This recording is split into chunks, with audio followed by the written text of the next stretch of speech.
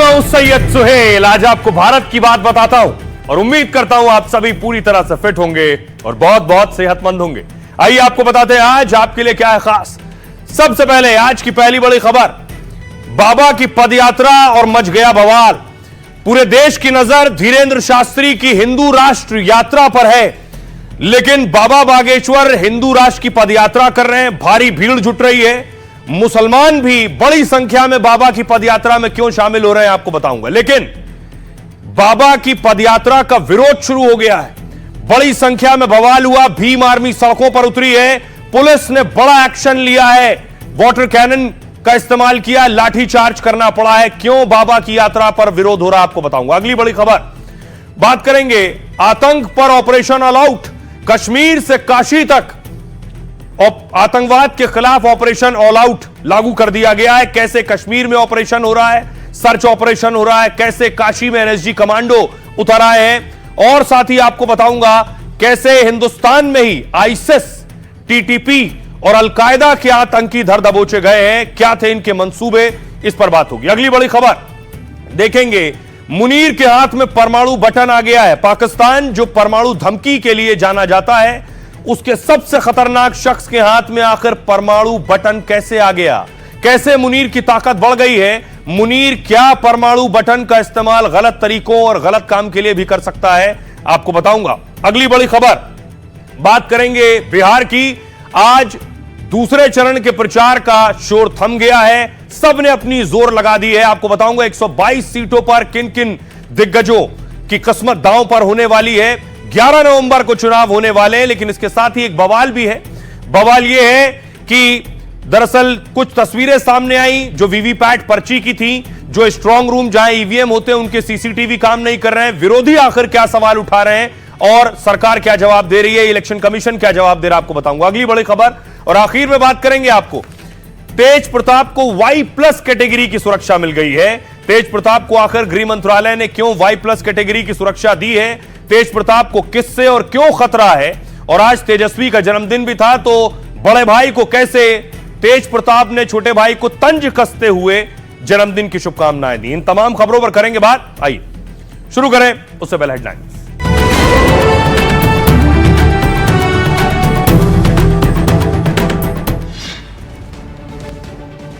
हरियाणा में बागेश्वर बाबा की पदयात्रा के दूसरे दिन शामिल हुए कथावाचक अनिरुद्धाचार्य।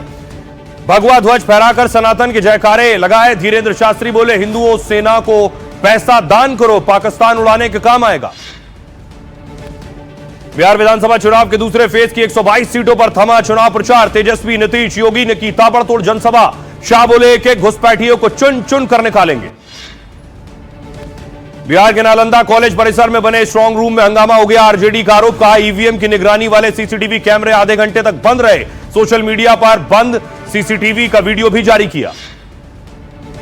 चुनाव प्रचार के बीच बिहार में आरजेडी कार्यालय पर मना तेजस्वी का जन्मदिन। कई समर्थक बुलडोजर लेकर जश्न मनाने पहुंचे। घर पर तेजस्वी ने पत्नी और परिवार के साथ केक काटा। उत्तराखंड राज्य के गठन की 25वीं वर्षगांठ कार्यक्रम में शामिल हुए प्रधानमंत्री मोदी, कहा डबल इंजन सरकार राज्य को नई ऊंचाइयों पर पहुंचाएगी। 8,000 करोड़ की परियोजनाओं की सौगात भी दी।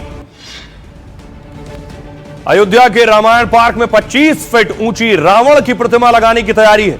राम मंदिर से 13 किलोमीटर दूर होगा रामायण पार्क। यूपी में लाउड स्पीकर पर प्रशासन का ताबड़तोड़ एक्शन। फिरोजाबाद, लखनऊ, मुजफ्फरनगर में कई मस्जिदों और मंदिर पर कार्रवाई। कोर्ट के आदेश पर उतारे गए लाउड स्पीकर। भारतीय वायुसेना के 93वें स्थापना दिवस पर एयर शो का आयोजन। रफाल, सुखोई, तेजस समेत 75 से ज्यादा प्लेन और हेलीकॉप्टर ने आसमान में दिखाए करतब। असम के गुवाहाटी में हुआ वायुसेना का कार्यक्रम। कश्मीर में आतंकी नेटवर्क पर सुरक्षा बलों की बड़ी कार्रवाई। पुलिस, खुफिया विभाग और एनआईए ने 120 जगह की छापेमारी। कई जगह मोबाइल, सिम कार्ड और डिजिटल डिवाइस जब्त। गुजरात एटीएस ने आईएसआईएस से जुड़े 3 संदिग्ध आतंकी गिरफ्तार किए हैं। देश में कई जगह थी हमले करने की प्लानिंग, हथियार जमा करने पहुंचे थे गुजरात। बेंगलुरु की सेंट्रल जेल में मोबाइल चलाते दिखा आईएसआईएस का आतंकी शकील। 17 नवंबर 2021 को दिल्ली के एयरपोर्ट से गिरफ्तारी हुई थी। आतंकियों की भर्ती और फंड जुटाने का आरोपी। दिल्ली एयरपोर्ट के ट्रैफिक सिस्टम पर साइबर हमले का शक है। अचानक आई खराबी की हाई लेवल जांच शुरू हो गई है। 7 नवंबर को दिल्ली में फ्लाइट ऑपरेशन 12 घंटे प्रभावित रही थी। रूस में चट्टान से टकराकर समुद्र किनारे क्रैश हो गया हेलीकॉप्टर, 5 लोगों की मौत। हादसे का वीडियो सोशल मीडिया पर वायरल। असीम मुनीर को तानाशाह बनाने के लिए पाकिस्तान में बदल रहा संविधान। 27वें संविधान संशोधन से मिलेगा तीनों सेनाओं का कंट्रोल, परमाणु कमांड पर भी अधिकार मिलेगा। और आइए शुरुआत करने जा रहा हूं आज की पहली बड़ी खबर के साथ, और पहली बड़ी खबर है बाबा की हुंकार और रावण का पलटवार। सबसे पहले एक बाबा से आपको मिलवाऊं जिनको दुनिया जब बाबा के नाम से जानती है। योगी आदित्यनाथ आज बिहार के अररिया में थे, प्रचार कर रहे थे और आई लव यू योगी के नारे लग रहे थे।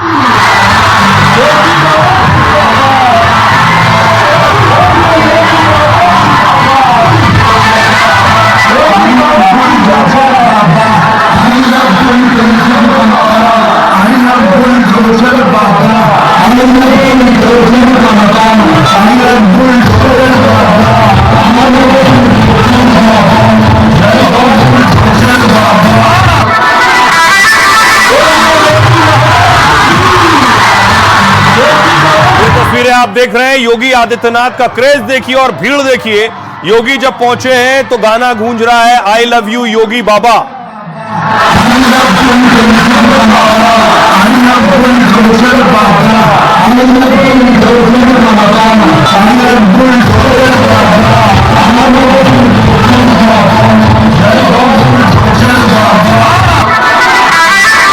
अब दूसरे बाबा की बात, जो बाबा हिंदू राष्ट्र के लिए सड़कों पर हैं, धीरेन्द्र शास्त्री को देख रहे हैं।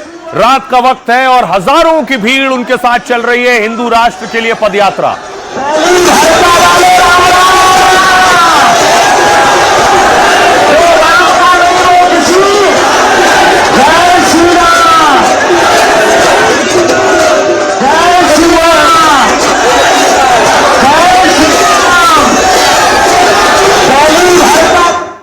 एक तरफ बाबा बागेश्वर पदयात्रा कर रहे हैं, हिंदुओं को जोड़ने के लिए मुस्लिम भी बाबा बागेश्वर की पदयात्रा में शामिल हो रहे हैं। हमको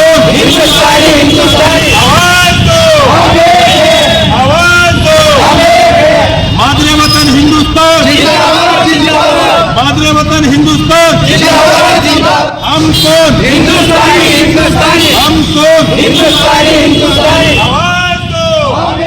दूसरी तरफ बाबा बागेश्वर अपनी यात्रा में शपथ दिला रहे हैं और उनकी यात्रा में बुलडोजर नजर आ रहे हैं।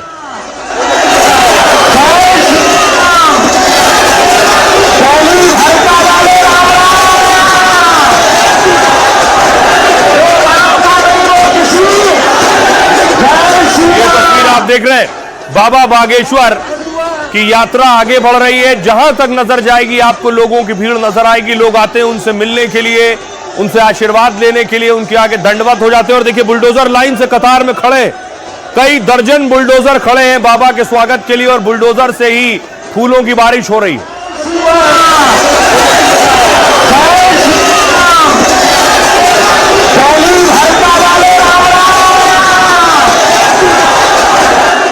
बाबा बागेश्वर की यात्रा में शामिल होने आज पहुंचे अनिरुद्धाचार्य और शपथ भी दिलाई। शपथ लेते हैं भारत में हिंदू राष्ट्र बनाकर रहेंगे।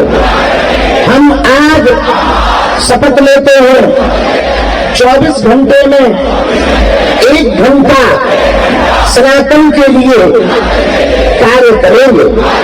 हम आज शपथ लेते हैं अपने बच्चों को पक्का सनातनी बनाएंगे। अपने शहर में एकजुट होकर जवाब देंगे।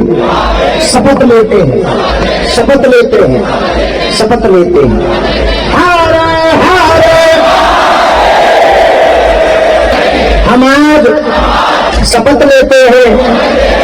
देखिए दूसरी तरफ बाबा बागेश्वर का विरोध शुरू हो गया है।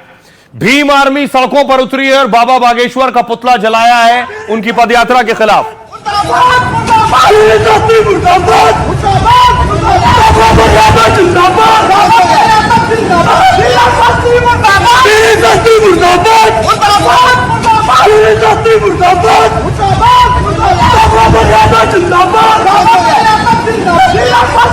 और देखिए बाबा बागेश्वर के विरोध में बड़ी भीड़ जुटी थी भीम आर्मी की।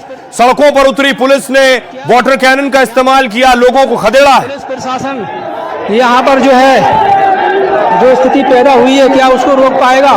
आप देख सकते हैं यहाँ पर पूरे जिले की पुलिस यहाँ पर पहुंची है और फायर ब्रिगेड की मशीन भी चालू हो चुकी है। यहाँ पर प्रेशर जो है किया जाएगा। आप देख सकते हैं तस्वीरों में, यहाँ पर भीम आर्मी के कार्यकर्ता और सवर्ण आर्मी आमने सामने हैं।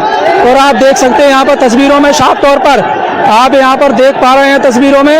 और एक तरफ से पथराव होना शुरू हो गया है, एक तरफ से पथराव शुरू होना हो गया है। आप देख सकते हैं पथराव, ये पथराव सवर्ण आर्मी की तरफ से पथराव किया गया है। यहाँ पे आप देख सकते हैं, वहीं दूसरी ओर भीम आर्मी की तरफ से पथराव किया जा रहा है।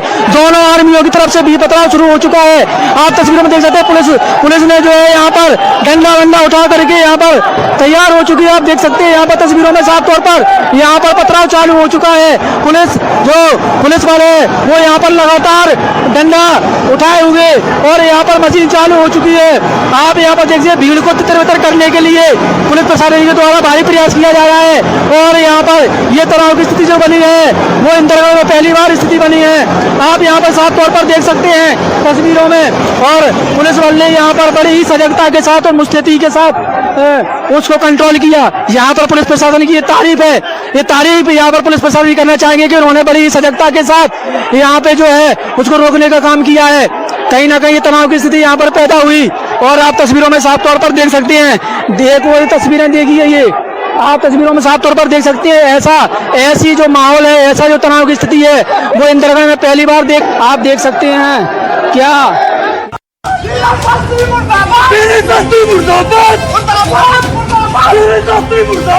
ये पथराव सवर्ण आर्मी की तरफ से पथराव किया गया है। यहाँ पे आप देख सकते हैं, वहीं दूसरी ओर भीम आर्मी की तरफ से पथराव किया जा रहा है। दोनों हंगामा है, बवाल है और आगजनी है। मध्य प्रदेश के दतिया में बाबा बागेश्वर का विरोध हुआ। चंद्रशेखर रावण की भीम आर्मी ने खुलेआम बाबा बागेश्वर का विरोध शुरू कर दिया है। पहले चौराहे पर बाबा का पुतला जलाया गया, उसके बाद जमकर बवाल मचा।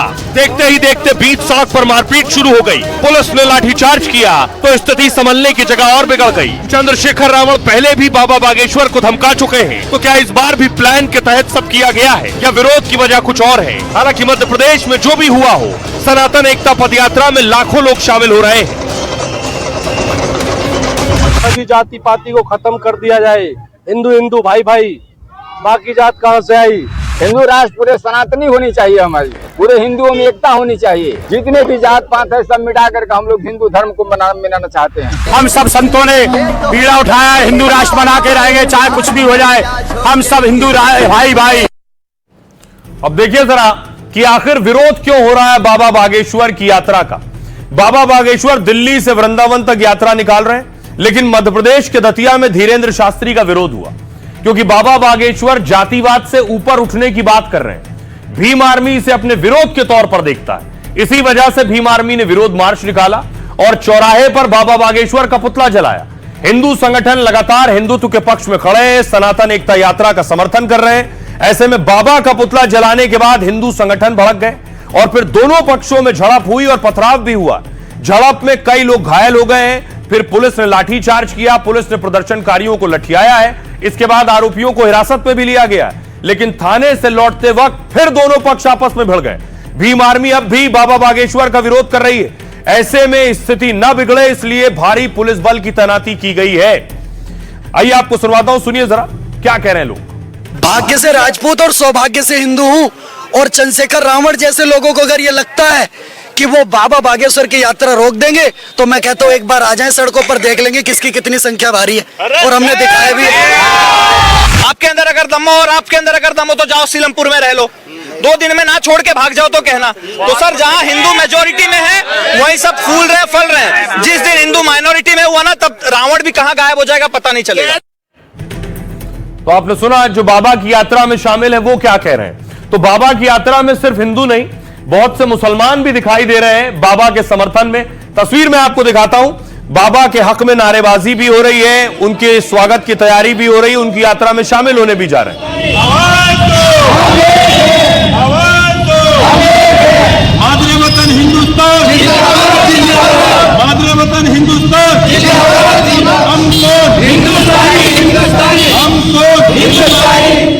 दूसरी तरफ यात्रा में शामिल होने की भी तैयारी है, वहीं यात्रा भी निकल रही है।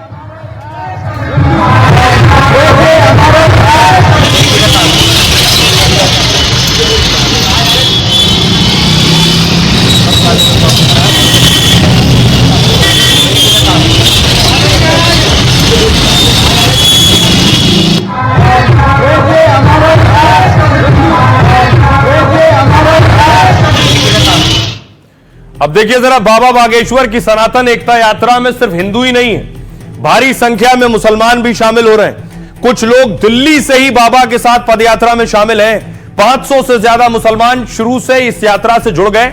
वहीं कुछ लोग उत्तर प्रदेश के अलग अलग हिस्सों से भी जुड़ रहे हैं। आज मुजफ्फरनगर से कई मुसलमान रवाना हुए और बाबा बागेश्वर की यात्रा में शामिल होने के लिए निकले।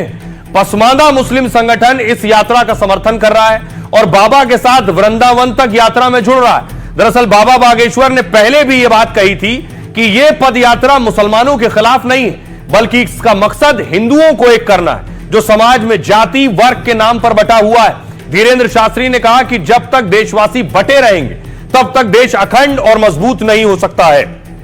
आइए आपको सुनवाता हूं, सुनिए जरा खुद बाबा बागेश्वर क्या कह रहे हैं और मुसलमान क्या कह रहे हैं। एकता के लिए निकले, उस एकता में इस्लाम धर्म के लोग भी लगभग 300 लोग अपनी तरफ से अपना भाव लेकर के आए कि हम आपकी पदयात्रा में आप जो देश हित के लिए सनातन हित के लिए कर रहे हैं, हम अपनी भूमिका देना चाहते हैं, आना चाहते हैं। हमने उनका कल परसों दिल्ली में स्वागत किया, उनके साथ बैठक की, वो हमारे पास आए, उन्होंने कहा कि आप हमें स्वीकार करें। उनका बिल्कुल, हम तो सहजवश स्वीकार, हम इस देश में धर्मांतरण नहीं चाहते, हम इस देश में सिर्फ हिंदू एकता चाहते। हमारा एक ही संकल्प है, हिंदू एकता। हिंदू एकता से हिंदू राष्ट्र का संकल्प पूरा होगा, इसके लिए ये हमारी दूसरी पदयात्रा है।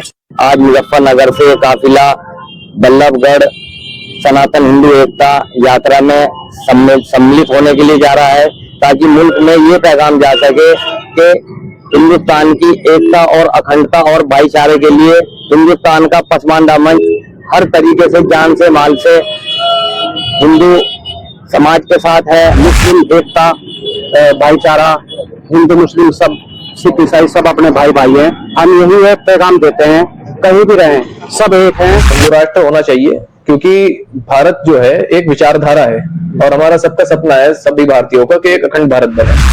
राष्ट्र बना रहे हैं आप, उसमें कोई प्रॉब्लम थोड़ी है राष्ट्र बनाने में, पर ये सब जो भी सिख हिंदू मुस्लिम ईसाई सब प्यार मोहब्बत से है। मेरा मुल्क तरक्की करेगा तो हम तो इसमें साथ देंगे, कोई दिक्कत नहीं है, हमें कोई एतराज नहीं। एक साथ लेके चलेंगे तो देश चलेगा, चाहे हिंदू हो या मुस्लिम हो। हिंदुस्तान सभी का, हिंदुओं का भी है, मुसलमान का भी है, ईसाइयों का भी है, सिखों का भी है।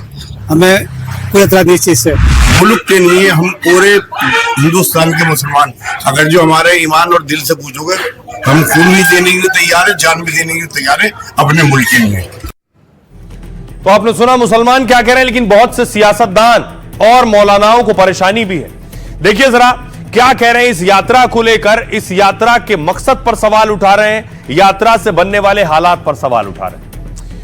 सबसे पहले देखिए मौलाना साजिद रशीदी कह रहे हैं ये धार्मिक नहीं राजनीतिक पदयात्रा है। देश में सिमी जैसे संगठन को बैन किया क्योंकि वो इस्लामिक राष्ट्र की मांग कर रहे थे, लेकिन इनके खिलाफ कुछ नहीं हो रहा है, यह कहना है साजिद रशीदी का। सपा नेता एसटी हसन कह रहे हैं उसी दिशा में बाबा बागेश्वर भी चल रहे हैं। उन्हें लग रहा है कि यह सब करके राजनीतिक पद मिल जाएगा उन्हें, लेकिन बाबा बागेश्वर योगी का मुकाबला नहीं कर पाएंगे। शाहबुद्दीन रिजवी कह रहे हैं हम ना हिंदू राष्ट्र बनने देंगे ना इस्लामिक राष्ट्र। भारत एक संवैधानिक देश है जहां सब बराबर हैं। बाबा अपने हिंदू राष्ट्र वाले प्लान में सफल नहीं होंगे। आइए आपको सुनवाता हूं, सुनिए बाबा बागेश्वर कहां की बात कर रहे हैं और मौलाना और सियासतदान क्या कह रहे हैं। इस देश का हिंदू भारतीय देश के लिए धर्म के लिए सड़कों पर उतरे, जगे और जगाए, अपनी संतति संस्कृति को बचाए और हर भारतीय आर्मी को डोनेशन दे ताकि भारतीय सेना शक्ति संपन्न हो और देश हमारा समृद्ध हो और विरोधी ताकतों से बचा जा सके और विदेशियों को मुंह तोड़ जवाब मिल सके जो देश को तोड़ना चाहे। धीरेन्द्र शास्त्री जी हमारे योगी जी का मुकाबला नहीं कर सकते, उनका स्टेटस बहुत बड़ा है। वो इस चक्कर में है, मैं तो ये समझता हूँ कि कोई पॉलिटिकल गेन उनको मिल जाए और उन्हें मालूम है बीजेपी ऐसे लोगों को आगे बढ़ाती है और उनका फायदा वोट के हिसाब से नहीं। वो इस तरह की यात्राएं निकालते हैं, उन यात्राओं से सिवाय नफरत के कुछ भी नहीं होता।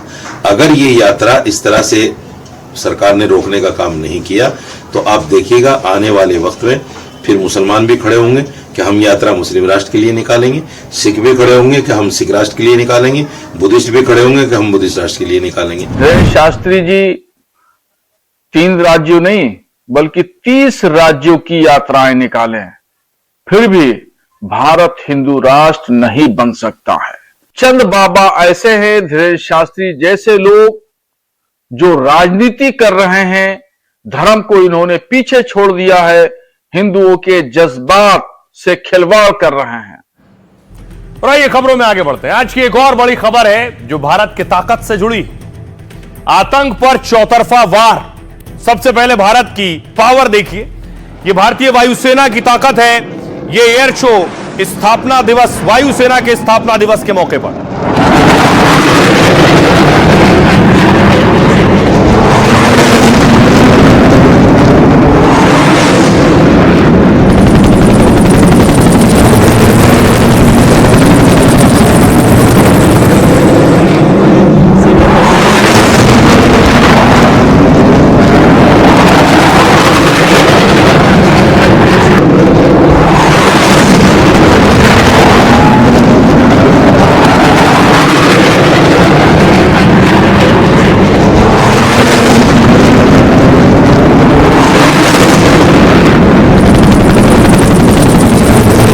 आप देख रहे थे असम के गुवाहाटी में भारतीय वायुसेना दुनिया की चुनिंदा वायुसेना में शुमार है। ये फाइटर हेलीकॉप्टर्स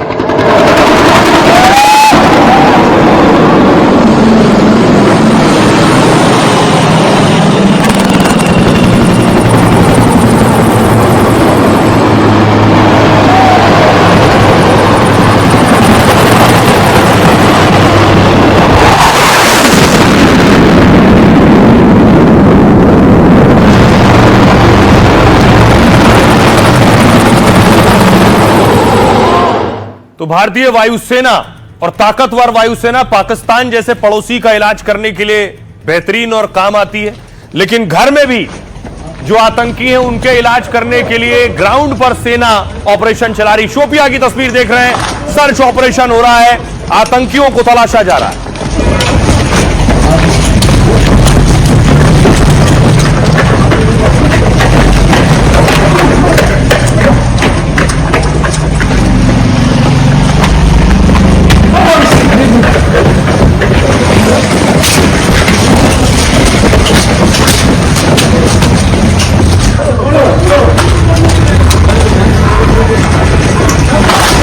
तस्वीरें आप देख रहे हैं, जैसे ही जानकारी मिली कि कुछ संदिग्ध लोग मौजूद हैं, उसके बाद देखिए एक्शन लिया है और सर्च ऑपरेशन शुरू किया गया।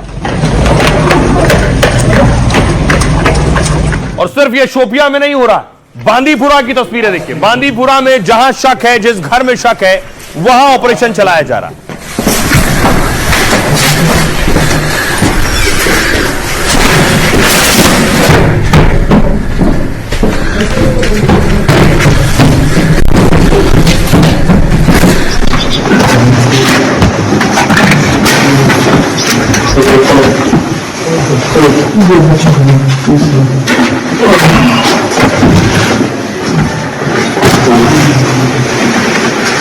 एक सामान को चेक किया जा रहा है क्योंकि इस तरह के इनपुट्स मिले थे खुफिया विभाग को।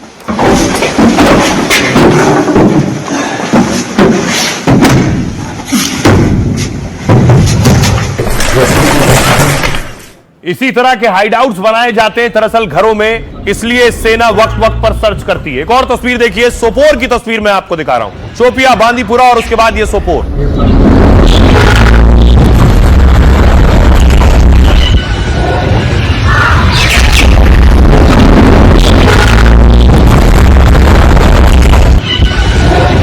और आइए आपको बताऊं कि आखिर जम्मू कश्मीर में ये ऑपरेशन क्यों चलाया जा रहा है। दरअसल जवानों के निशाने पर वो लोग हैं जो आतंकियों के मददगार हैं। इसमें कई वांटेड आतंकी, हैंडलर और बॉर्डर गार्ड शामिल हैं, यानी सरहद पर जो गाइड होते हैं इन आतंकियों के समर्थक और उनके रिश्तेदार भी रडार पर हैं।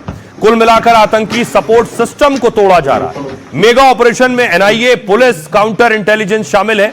संयुक्त टीमों ने 120 से ज्यादा ठिकानों पर छापेमारी की। कश्मीर के 6 जिलों में जवान रेड के बाद तलाशी ले रहे हैं। सोपोर में 30 से ज्यादा ठिकानों पर सर्चिंग की गई। गांदरबल में 60 से ज्यादा घरों की तलाशी ली गई। शोपिया, बांदीपुरा, रामबन, कुलगाम में भी एक्शन हुआ। ये घर जेल में बंद या सक्रिय आतंकियों से जुड़े लोगों के हैं, इसलिए गलियों में दौड़ते जवान कई घरों में दबिश दे रहे हैं। वहां जाकर घर और संदिग्ध चीजों की तलाशी ली जा रही है। पता कर रहे हैं कि कोई अवैध गतिविधियों में शामिल तो नहीं। आतंकियों के OGW यानी जमीनी मददगारों को ढूंढा जा रहा है, जो लॉजिस्टिक सपोर्ट और आतंकी प्रचार सामग्री तैयार करते हैं। ये पूरा ऑपरेशन खुफिया इनपुट के आधार पर चलाया जा रहा है। पता ही चला कि POK और कश्मीर में बैठे आतंकी समर्थक संपर्क में हैं, जो फंडिंग, प्रोपेगेंडा और आतंकी भर्ती और पनाह देने में लगे। छापे में mobile, SIM card, digital device जब्त किए गए हैं। यह एक्शन हो रहा है कश्मीर में। दूसरी तरफ एक एक्शन हो रहा है काशी में। तस्वीर देखिए, यह वाराणसी की तस्वीर आप देख रहे हैं। NSG आतंक विरोधी तैयारी कर रहे हैं। यह क्रूज पर आप देख रहे हैं हेलीकॉप्टर।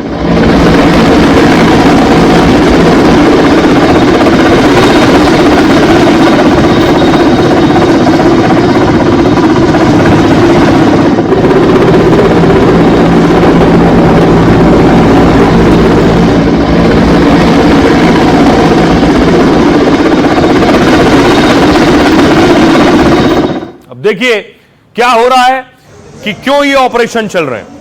आईसिस के आतंकी पकड़े गए। 3 आईसिस के आतंकी गुजरात ATS ने पकड़े, जिनके चेहरे पर आप नकाब देख रहे हैं। ये तीनों खतरनाक आतंकी संगठन इस्लामिक स्टेट से जुड़े हुए थे और इन तीनों के पास से देखिए हथियार बरामद हुए। ये आप देख रहे हैं पिस्टल्स, बुलेट, ये सब बड़ी साजिश रच रहे थे। ये सब कुछ इनके पास से बरामद हुआ।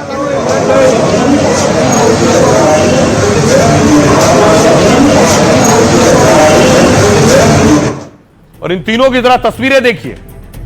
आजाद सुलेमान शेख, मोहम्मद सहूल खान और अहमद मोहिउद्दीन सैयद, यही 3 जिन्हें गुजरात ATS ने पकड़ा है। तीनों आईसिस के संपर्क में थे। इसके बाद इन तीनों की गिरफ्तारी हुई है। तीनों के पास से हथियार भी बरामद हुए हैं। दूसरी तरफ आईसिस वाले आतंकी पकड़े गए। अल कायदा भी कैसे पेनिट्रेट करने की कोशिश कर रहा है। ये जिसे आप देख रहे हैं बिलाल खान, बिलाल खान को मेरठ से गिरफ्तार किया गया। ये अल कायदा के संपर्क में था, यानी आईसिस और अल कायदा ये पूरी तरह से जोर आजमाइश कर रहे हैं भारत में अपने आतंकी खड़े करने के लिए। और आईसिस और अल कायदा के बाद देखिए जरा TTP, तहरीक तालिबान पाकिस्तान का आतंकी को राजस्थान ATS ने रिमांड पर लिया है, जिसे गिरफ्तार किया था। इसका नाम उसामा था।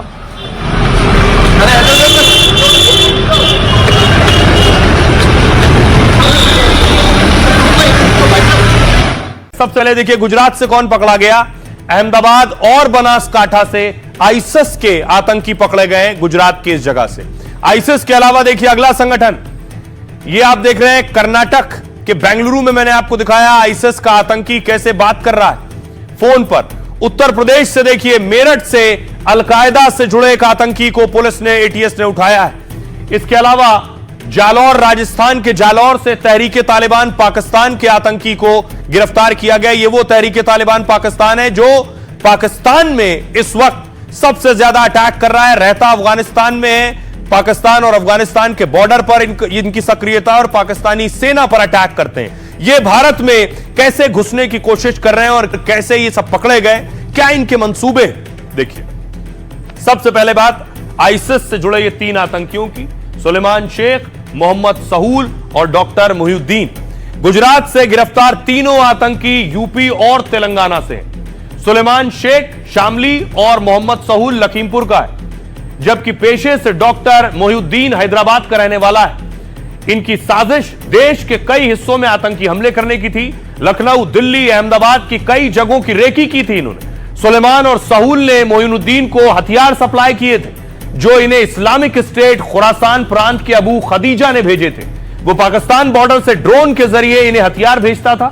आतंकियों से 3 पिस्तौल, 30 कारतूस और केमिकल मिला है, लेकिन खुफिया इनपुट के बाद ATS ने इन्हें दबोचकर रिमांड पर लिया। उसके बाद देखिए अलकायदा, यह बिलाल खान, ATS ने सहारनपुर के रहने वाले बिलाल को मेरठ से अरेस्ट किया। अलकायदा से जुड़ा बिलाल खान पाकिस्तानी आतंकियों के संपर्क में था, आतंकी हमले की साजिश और लोगों का ब्रेन वॉश करने में लगा था। अगला नाम है तहरीके तालिबान पाकिस्तान टीटीपी का उसामा। राजस्थान से कुछ दिन पहले टीटीपी का संदिग्ध आतंकी पकड़ा गया। तहरीके तालिबान पाकिस्तान से जुड़ा उसामा भी नेटवर्क बढ़ाने में जुटा है। उसके मोबाइल डेटा और पूछताछ में आतंकी साजिश का भांडाफोड़ हुआ। अगला नाम है जुहाद हामिद शकील, आईसिस से जुड़ा रहा है। कर्नाटक की जेल में वीआईपी सुविधा के वीडियो से जुड़ा खुलासा हुआ। आईसिस आतंकी जुहाद हामिद शकील मन्ना मोबाइल चला रहा है। बेंगलुरु की सेंट्रल जेल में बैठकर आईसिस के लिए फंड जुटा रहा है। 30 साल का कंप्यूटर एक्सपर्ट हामिद आईसिस के लिए भर्ती करता है। एनआईए ने उसे युवाओं को सीरिया भेजने और फंडिंग के लिए अरेस्ट किया। रेप और हत्या के दोषी भी जेल में मोबाइल टीवी चला रहे हैं, जिसके बाद कर्नाटक के गृह मंत्री ने रिपोर्ट तलब की है इस मामले में। तो सुनिए जरा गुजरात डीआईजी एटीएस क्या कह रहे हैं 3 आईसिस के आतंकियों को पकड़ने के बाद। आंध्र प्रदेश नंबर की एक गाड़ी वहां से गुजरती हुई मिली, उसको रोका गया, चेक किया गया, तो इसमें जो इन्फॉर्मेशन वाला आदमी है सैयद अहमद मोहिउद्दीन, ये हमें मिल गया। इसको चेक किया गया, सरकारी विटनेसेस के सामने इसकी सर्च की गई, तो इसके पास में एक बैग मिला जिसके अंदर एक बॉक्स में अच्छे से रैप किए हुए एक डब्बे के अंदर 3 वेपन मिल गए। ये 2 ग्लॉक थी, साथ में एक बेरेटा पिस्टल है और साथ में 30 राउंड है। इसके साथ साथ एक प्लास्टिक के डब्बे के अंदर लगभग 4 किलो कैस्टर ऑयल भी मिला। ये भारत में मोटे प्रमाण में मतलब बड़ी लोगों को नुकसान पहुंचा पाए इस तरह की आतंकवादी घटना को अंजाम देना चाहता था। आज की एक और बड़ी खबर है और अब आपको लिए चलता हूं बिहार। बिहार में प्रचार का आज आखिरी दिन था, प्रचार खत्म हो गया। अब सीधे दूसरे चरण का चुनाव होगा, लेकिन बर्थडे जश्न और सियासी प्रश्न। तस्वीर देखिए, योगी आदित्यनाथ प्रचार के आखिरी दिन ताबड़तोड़ रैलियां कर रहे थे। नरपतगंज, अररिया में थे, सिकटी में प्रचार किया, छातापुर में और बिस्फी में 4 रैलियां योगी आदित्यनाथ ने की।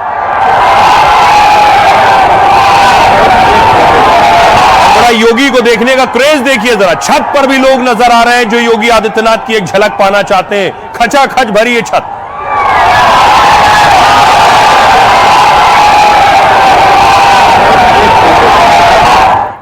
और बीजेपी के दूसरे दिग्गजों ने भी पूरी ताकत झोंक दी। पूर्व केंद्रीय मंत्री स्मृति ईरानी, रक्षा मंत्री राजनाथ सिंह, गृह मंत्री अमित शाह, मध्य प्रदेश के सीएम मोहन यादव।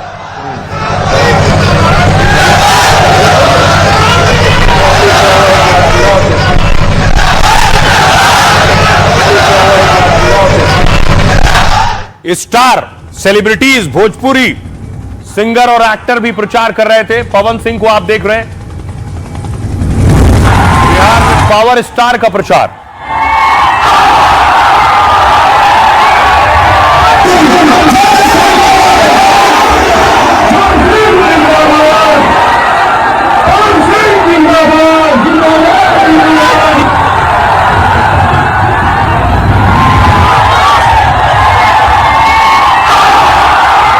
सिंह के रोड शो में देखिए जरा घरों की छतों पर लोग कैसे खड़े हैं।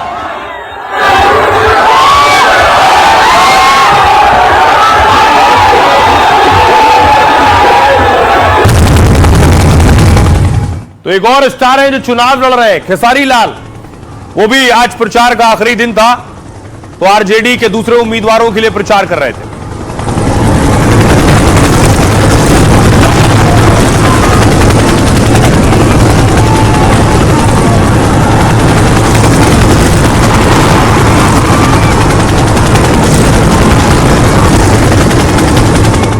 लेकिन महागठबंधन के सीएम उम्मीदवार तेजस्वी यादव का जन्मदिन था। तेजस्वी ने देखिए केक काटा है परिवार के साथ।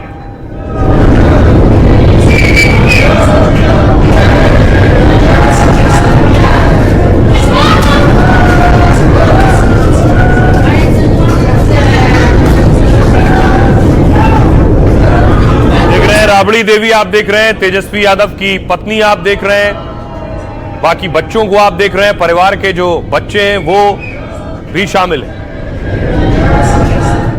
और दूसरी तरफ बाहर कार्यकर्ताओं को देखिए जरा, बैंड बाजा लेकर पहुंच गए थे तेजस्वी का जन्मदिन मनाने के लिए। बैंड बाजा और डांस शुरू कर दिया।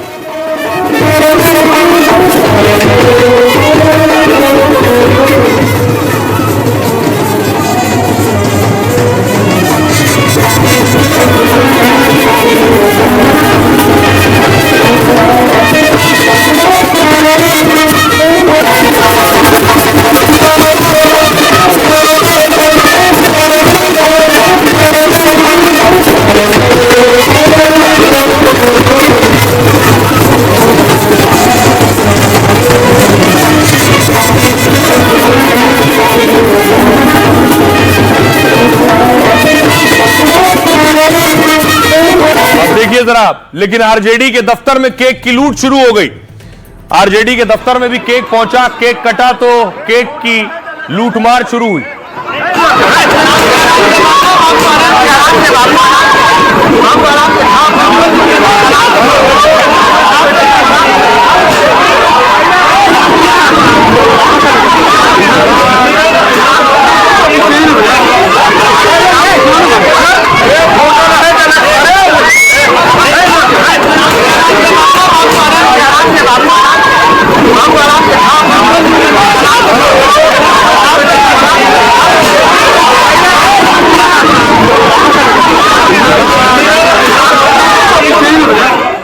तेजस्वी का जन्मदिन था और हरे रंग का ही केक था। यह तस्वीर देखिए, बुलडोजर पर भी केक कट रहा था।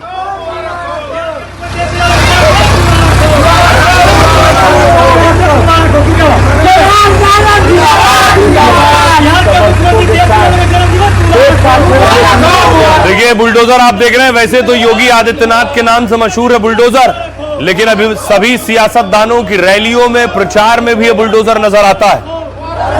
लेकिन तेजस्वी के भ्राता, बड़े भाई तेज प्रताप बेशक उनके खिलाफ भी उम्मीदवार उतार दिया है, चुनाव लड़वा रहे हैं, लेकिन उन्होंने तेजस्वी को बधाई भी दी और हमला भी किया। तो रही आपको बताऊं, तेजस्वी के जन्मदिन पर तेज प्रताप की बधाई क्या रही। सबसे पहले देखिए, चुनाव के बीच तेजस्वी के बर्थडे पर सियासत भी हो रही है। चुनावी रैलियों में खुद तेजस्वी ने जन्मदिन का जश्न मनाया। कैमूर की रैली में कहा, मैं आज 37 साल का हो गया हूं, मोदी जी ने हमें रोकने के लिए 30 हेलीकॉप्टर छोड़ रखे, हमारे पीछे सीडी, ईडी, सीबीआई जैसी एजेंसियों को भी लगा दिया है, लेकिन हमें यकीन है कि जनता इसका जवाब देगी। तेजस्वी को जन्मदिन पर बधाई उनके भाई तेज प्रताप ने भी दी।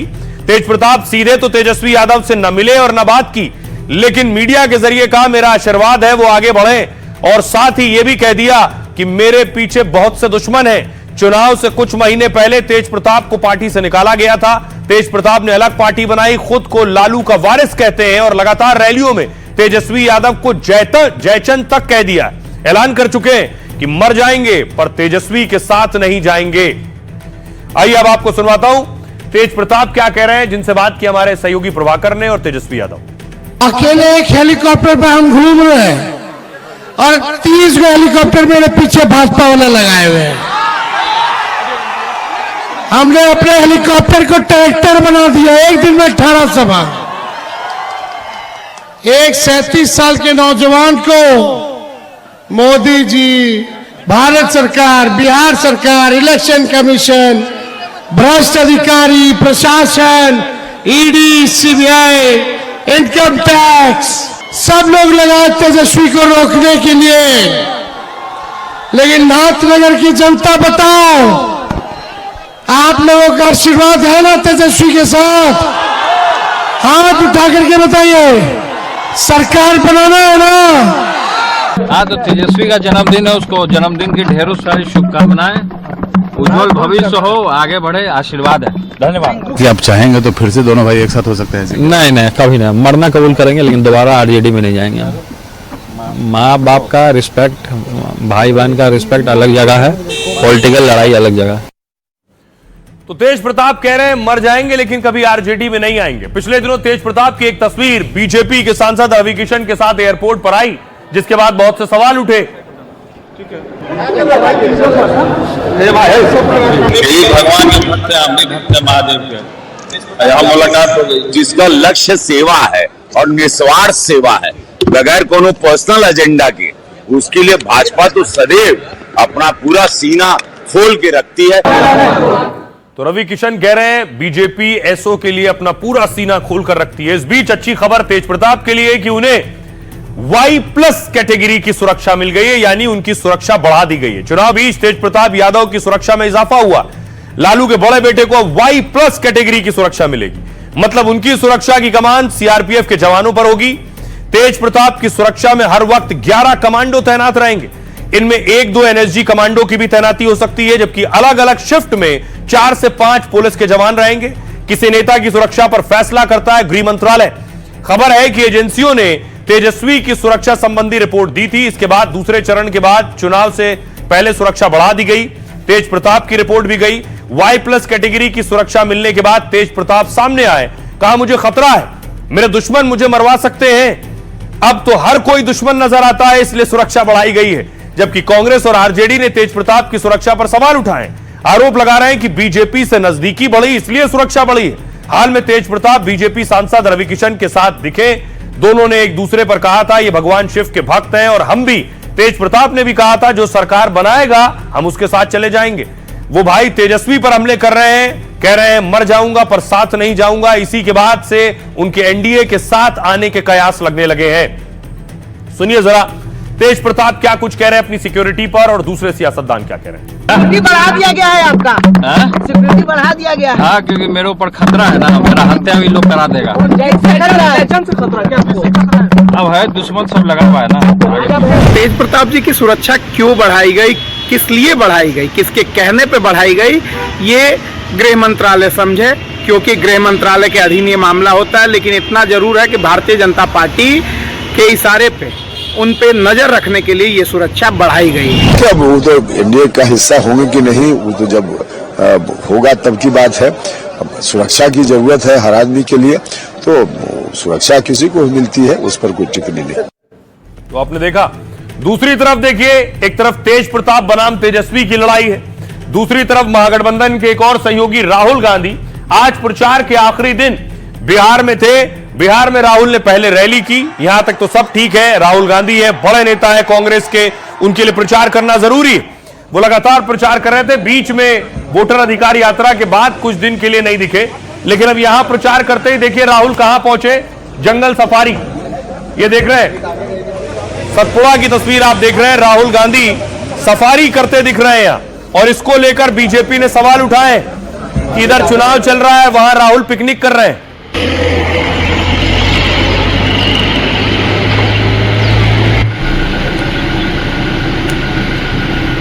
ये तस्वीर आप देख रहे हैं, खुली जीप में राहुल गांधी,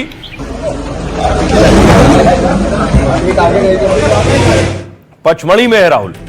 बिहार चुनाव के बीच राहुल गांधी मध्य प्रदेश में दिखाई दिए तो बीजेपी ने मजाक उड़ाया, उन्हें पिकनिक और पार्टी वाला नेता कहा। बीजेपी ने कहा राहुल गांधी राजनीति को गंभीरता से नहीं लेते हैं, बीच चुनाव उन्होंने ऐशो आराम के लिए वक्त निकाल लिया है। जब बिहार में चुनाव है तो छुट्टी पर चले जाते हैं। क्या वो जनता को छोड़ जानवरों से वोट मांगने के लिए आए हैं? क्या राहुल को अभी से बिहार के नतीजे पता लग गए हैं, इसलिए अब वो छुट्टियां मना रहे हैं, जंगल सफारी कर रहे हैं? दरअसल राहुल गांधी शनिवार को मध्य प्रदेश के पचमढ़ी पहुंचे। राहुल को पचमढ़ी में पार्टी जिलाध्यक्ष की ट्रेनिंग को संबोधित करना था और रविवार की सुबह राहुल गांधी ने पचमढ़ी में जंगल सफारी भी कर ली। राहुल सुबह 6:15 पर अपने काफिले के साथ सफारी के लिए निकले। खुली जीप में बैठकर राहुल गांधी सतपुड़ा टाइगर रिजर्व में घूमे हैं और राहुल के जंगल सफारी की तस्वीरें आई तो सियासी बवाल भी शुरू हो गया। बीजेपी आरोप लगा रही है कि चुनाव से ज्यादा राहुल सफारी में व्यस्त हैं। इस बीच राहुल फिर बिहार पहुंचे और आखिरी दिन भी कई रैलियां की हैं। अब देखिए बीजेपी के नेताओं को बैठे बिठाए एक मुद्दा भी मिल गया है, सुनिए जरा क्या कह रहे हैं। अभी बिहार का चुनाव चल रहा है और आप जो है पंचमढ़ी पंचगनी कहीं कहीं घूम रहे हैं, कभी गोवा नजर आइएगा, कभी वायनाड नजर आइएगा। तो आप जो लोगों को मुद्दा बताए कि बांग्लादेशी वोटर को जो है इलेक्शन कमीशन ने नाम काट दिया, इसको क्या कहा जाएगा कि जनता के साथ आप धोखा करते हैं, झूठ बोलते हैं। आप जो चंदा मिलता है कांग्रेस को, उसके पैसे से जो है आप अपनी छुट्टी मनाते हैं। राहुल गांधी जी भरे चुनाव में, जब चुनाव पीक पर है, जब आज आखिरी दिन है चुनाव प्रचार का बिहार में, उस समय वो जंगल सफारी का लुत्फ ले रहे हैं। बिहार की जनता ने उन्हें नकार दिया। बिहार में जनता उनके कार्यक्रमों में आ नहीं रही, इसी कारण वो जंगल सफारी का लुत्फ ले रहे हैं। अब आइए अब बात करते हैं बिहार चुनाव को लेकर राहुल पर, तेजस्वी पर विरोधी हमला कर रहे हैं, लेकिन एक तस्वीर के बाद विरोधी अटैक कर रहे हैं चुनाव आयोग पर। यह तस्वीर आई जिसमें कूड़ेदान में मतदान पर्ची, जिसे वीवीपैट पर्ची कहते हैं, वो नजर आई। इन पर्चियों के कूड़ेदान में दिखने के बाद अब विपक्ष सवाल पूछ रहा है, कैंची से काट के रखो तो और किसका है, कौन कौन वोट है। तो वीवीपैट पर्चियों को लेकर बवाल शुरू हो गया है। समस्तीपुर के केएसआर कॉलेज के पास कई बेकार वीवीपैट पर्चियां मिली वीवीपैट पर्चियों का वीडियो आरजेडी की ओर से जारी किया गया। आरजेडी ने चुनाव आयोग और सरकार पर धांधली का आरोप लगाया है। कहा गया कि शुरुआती जांच हुई तो पता चला कि पर्चियां मॉक पोल प्रक्रिया से जुड़ी हुई हैं, यानी ये पर्चियां चुनाव और मतदान से जुड़ी नहीं है। पर्चियां उस वक्त की हैं जब चुनाव अधिकारियों को ट्रेनिंग कराई जा रही थी। चुनाव आयोग ने 2 कर्मचारियों को सस्पेंड कर दिया है, जांच के आदेश दिए हैं, साथ ही एफआईआर भी दर्ज की गई है और सभी उम्मीदवारों को जानकारी दी गई है। दरअसल वीवीपैट व्यवस्था के तहत वोट डालने के बाद एक पर्ची बनती है। पर्ची पर जिस उम्मीदवार को वोट दिया गया है उनकी जानकारी होती है। विवाद की स्थिति में वोट के साथ पर्ची का मिलान किया जा सकता है। ईवीएम में लगे शीशे की एक स्क्रीन पर यह पर्ची 7 सेकंड तक दिखाई देती है। आइए अब आपको सुनवाता हूं इस पर क्या कुछ कह रहे हैं तेजस्वी यादव और डीएम।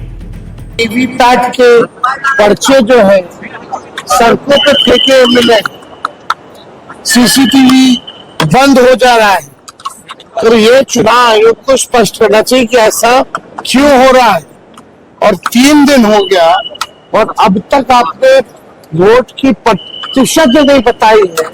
पहले तो उसी दिन पता चल जाता था, शाम में ही पता चल जाता था, अब 3 दिन हो गया, 3 दिन बाद भी लोगों को नहीं पता कि कितना महिला कितना पुरुष जो है मतदान किया है। भाई तो छुपाया क्यों जा रहा है? लोकतंत्र पर आक्रमण हो रहा है, अंबेडकर जी के कॉन्स्टिट्यूशन पर आक्रमण हो रहा है, और डायरेक्टली मोदी जी, अमित शाह जी और ज्ञानेश जी जॉइंटली पार्टनरशिप बना के कर रहे हैं, और इससे देश का बहुत नुकसान हो रहा है। जांच का विषय है।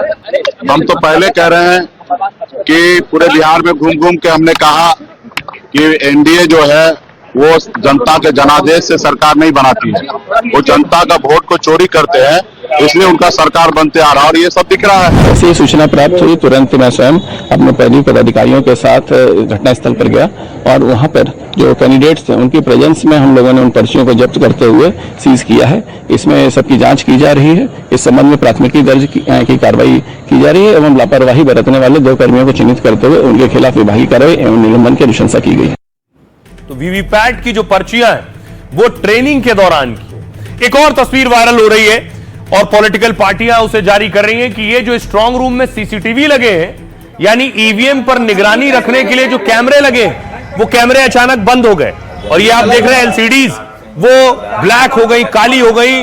दावा है पार्टियों का, समस्तीपुर के स्ट्रांग रूम की तस्वीर है, दावा है कि आखिर सीसीटीवी क्यों बंद हो गए, कैसे बंद हो गए और क्यों बंद किए गए। यही कारण हुआ चेंज करना है ना, ये गलत बात है। और समस्तीपुर के साथ नालंदा से भी इस तरह की तस्वीरें आई। आरजेडी ने तस्वीरें जारी की हैं और कहा यहां भी सीसीटीवी काम करना बंद कर दिए।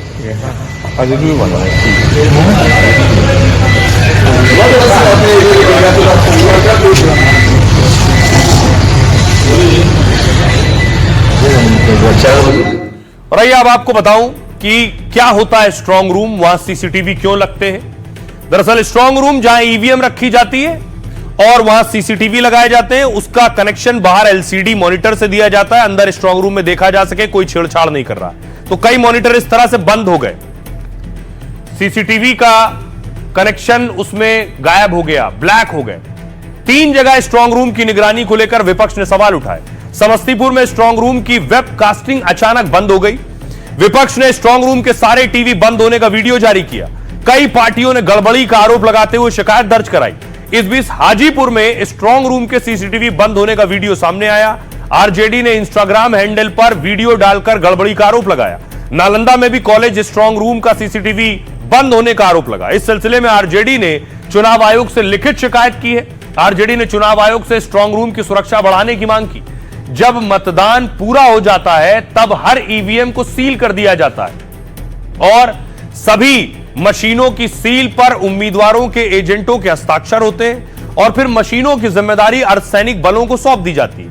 फिर सभी मशीनें स्ट्रांग रूम में रखी जाती हैं जो बेहद सुरक्षित जगह है। स्ट्रांग रूम हमेशा किसी सरकारी इमारत में ही बनाए जाते हैं। स्ट्रांग रूम में एक ही कमरा होता है और कोई खिड़की नहीं होती है। स्ट्रांग रूम में लगातार बिजली की सप्लाई सुनिश्चित की जाती है। साथ ही 24 घंटे स्ट्रांग रूम की सीसीटीवी से निगरानी होती है। उम्मीदवारों के प्रतिनिधि भी निगरानी में शामिल हो सकते हैं। किसी को भी स्ट्रांग रूम में जाने की इजाजत नहीं होती है। मतगणना से पहले सील और मशीनों की पहचान की जांच होती है। स्ट्रांग रूम में अमूमन 3 से 4 स्तर की सुरक्षा व्यवस्था होती है और बिहार में स्ट्रांग रूम के लिए 3 स्तरीय सुरक्षा घेरा तय किया गया है। इस स्तर की तैयारी होती है। सुनिए जरा अब इस पर सियासतदान क्या कह रहे हैं। सिर्फ नालंदा में ही नहीं, दानापुर में भी मैंने सुना, बहुत जगह ये सीसीटीवी। तो आखिर इसका कारण क्या है? दूसरी तरफ आप देखिए कि समस्तीपुर के आसपास में कहीं पे वीवीपैट की पर्चियां फेंकी हुई मिली है। आरओ को सस्पेंड भी किया गया है। तो कहीं ना कहीं ये दाल पूरी की पूरी काली है। लगातार सवाल उठ रहे हैं सीसीटीवी का भी, और हमने देखा वीवीपैट की पर्चियां भी कूड़ेदान में मिली।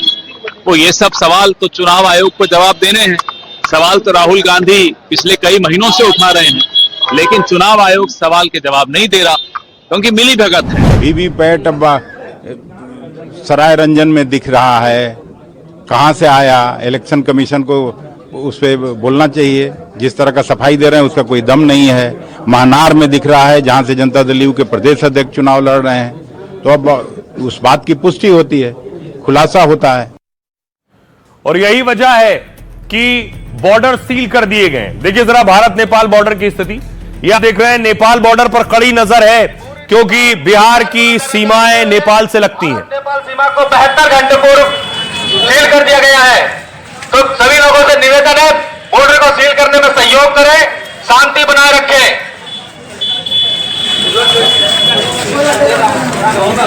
पूर्वी चंपारण मतदान को नजर रखते हुए भारत नेपाल सीमा को 72 घंटे पूर्व सील कर दिया गया है। तो सभी लोगों से निवेदन है, बॉर्डर को सील करने में सहयोग करें। अगली तस्वीर देखिए जरा, बॉर्डर से ही आई है। सिक्योरिटी बढ़ा दी गई है, लोगों को आने नहीं दिया जा रहा है एहतियातन। 72 घंटे के लिए रक्सौल की तस्वीर आप देख रहे हैं।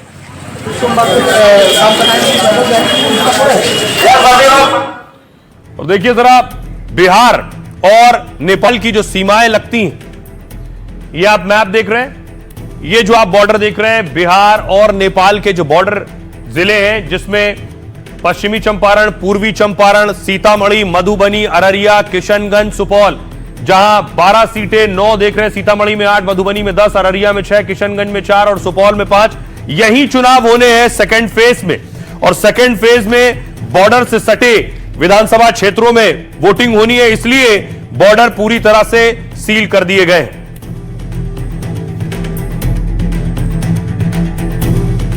तो बिहार में इस वक्त मुस्लिम बहुल और नेपाल से सटी सीटों पर सेकेंड फेज में चुनाव है। बिहार के 7 जिले नेपाल बॉर्डर से सटे और इनमें 50 से ज्यादा सीट हैं। वोटिंग से पहले भारत नेपाल बॉर्डर पर 72 घंटे के लिए सील लगाया गया। 11 नवंबर को मतदान तक सभी गाड़ियों और लोगों की एंट्री बैन है। 12 नवंबर को सुबह 6 बजे के बाद बॉर्डर दोबारा खोला जाएगा और तब तक सिर्फ इमरजेंसी सेवाओं के लिए बॉर्डर खुलेगा।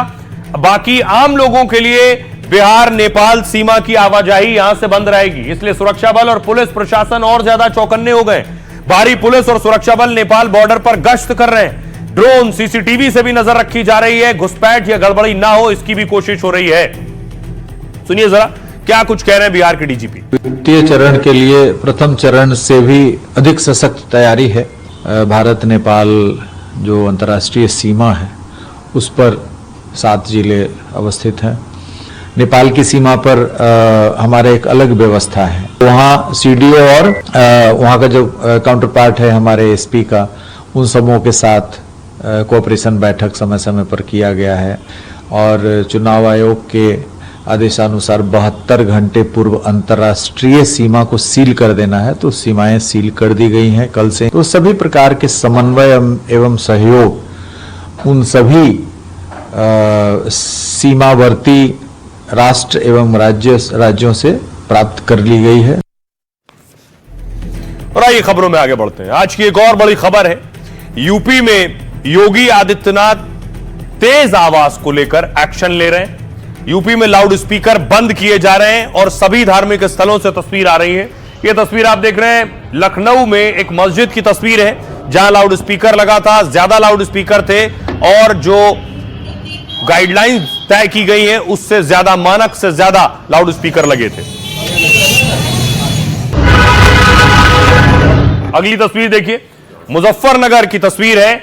मस्जिद से लाउड स्पीकर हटाया गया है मुजफ्फरनगर में भी।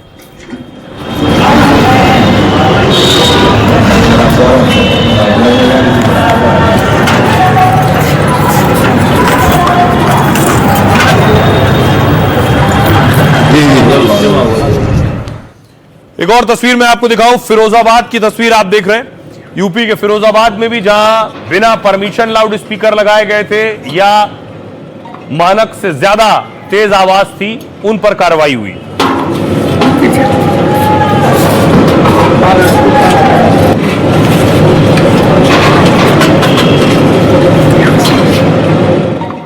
सिर्फ मस्जिद ही नहीं, मंदिर से भी लाउड स्पीकर हटाए गए। तस्वीर आप देख रहे हैं, ये लखनऊ में एक मंदिर है जहां पुलिस प्रशासन पहुंचा है और मंदिर से भी ये देखिए, ये यहां स्पीकर लगे हुए थे, इन स्पीकर्स को हटाया गया।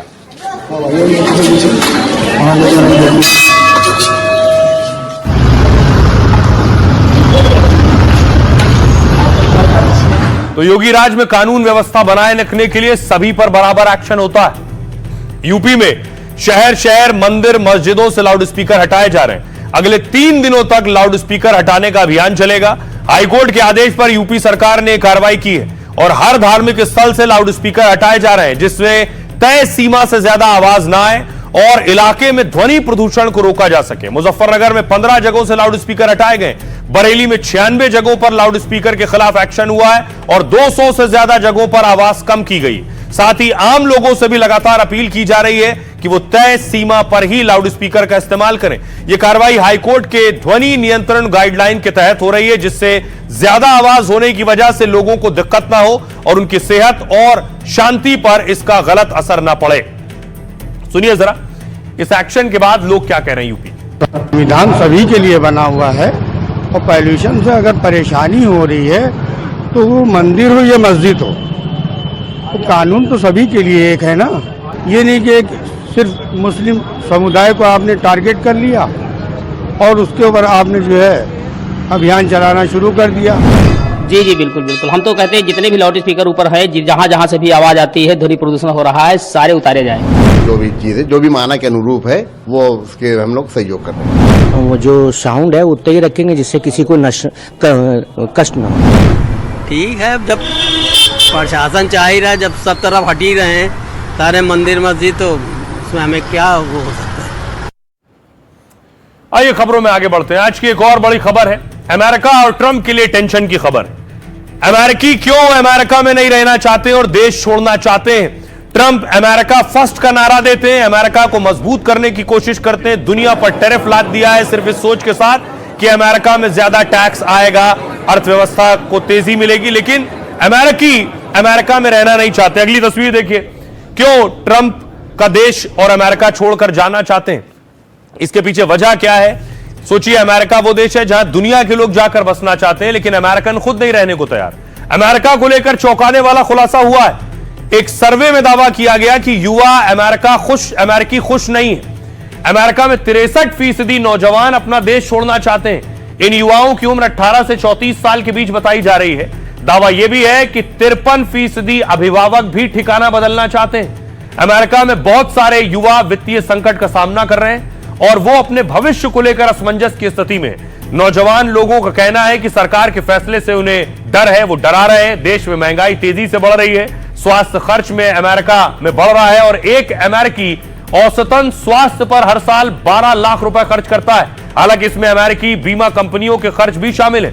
अमेरिका में काम का बोझ भी कर्मचारियों पर दबाव बढ़ा रहा है। हर 10 में से 9 कर्मचारी काम के बोझ से तनाव की स्थिति में।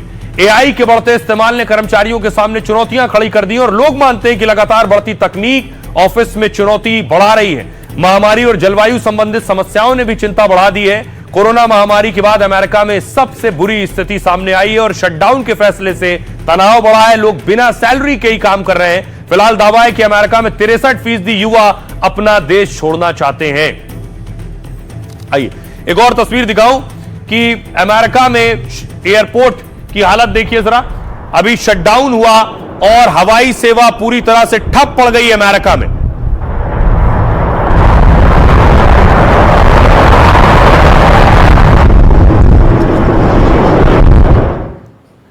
और ये बारी है लाइफ का फंडा की। क्या है खास आज? मन के हारे हार है और मन के जीते जीत। मतलब नाकामी या कामयाबी सबसे ज्यादा आपकी सोच से तय होती है।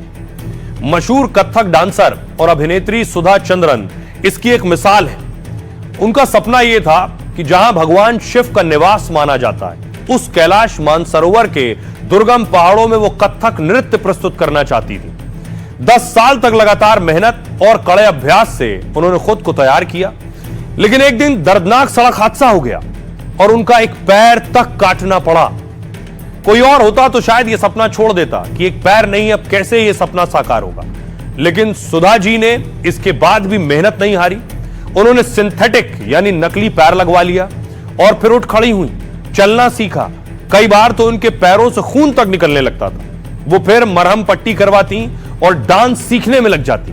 8 साल तक एक असली और एक नकली पैर से उन्होंने मेहनत की और फिर एक दिन दुनिया की सबसे दुर्गम चढ़ाई कैलाश मानसरोवर पर पहुंच गई और वहां भगवान शिव के लिए 2 घंटे तक नृत्य किया। आज सुधा चंद्रन टीवी और फिल्मों का बड़ा नाम है।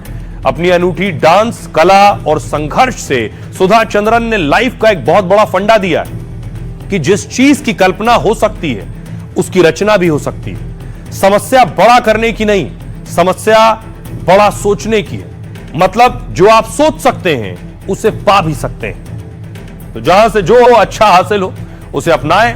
अपना और अपनों का बहुत बहुत ख्याल रखिए। रुक रहे हैं एक छोटे से ब्रेक के लिए।